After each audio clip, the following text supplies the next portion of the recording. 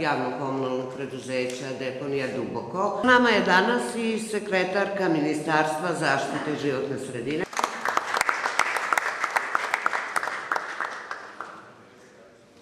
Rađen Jokić.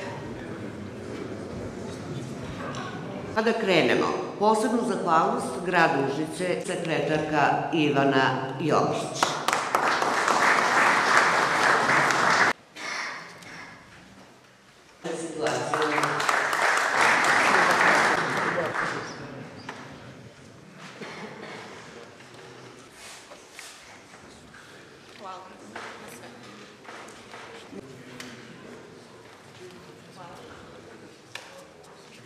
Đoko